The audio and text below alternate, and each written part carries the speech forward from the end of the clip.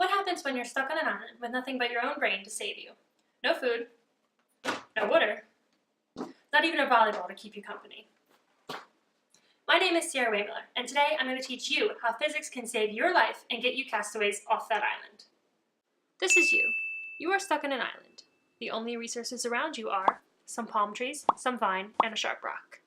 You need to build a raft, using tree logs and tying them together with vine. You could use all the palm trees on the island, but you're smarter and more environmentally conscious than that. Because you don't have any food, you decide to save your time and energy by only chopping down the bare minimum number of trees. So how many do you cut down? The answer can be found in physics.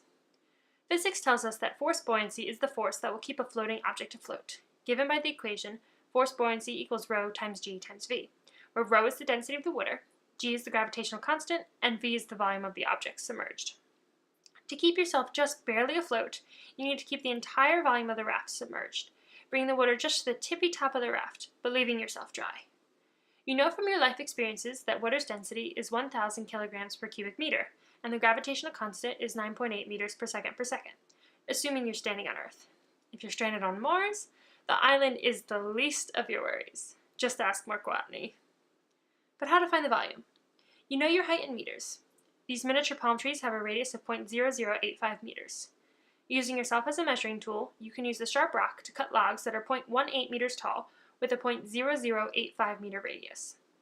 Using the cylindrical volume formula, volume equals pi times radius squared times height, you can find the volume of each log. In this case, 4.1 e to the negative fifth cubic meters.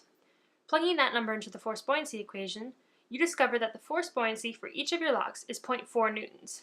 Thus, total force buoyancy for the raft is equal to 0.4 times n, the number of logs you used to build the raft.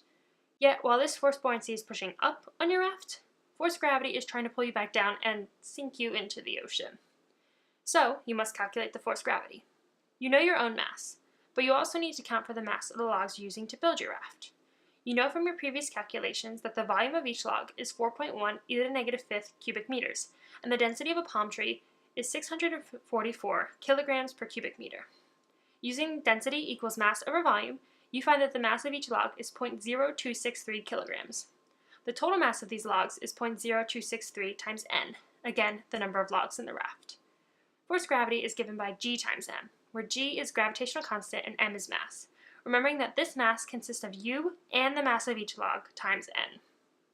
Now all you need to do to keep this raft afloat is set force gravity equal to force buoyancy, and after a little math in the sand, voila!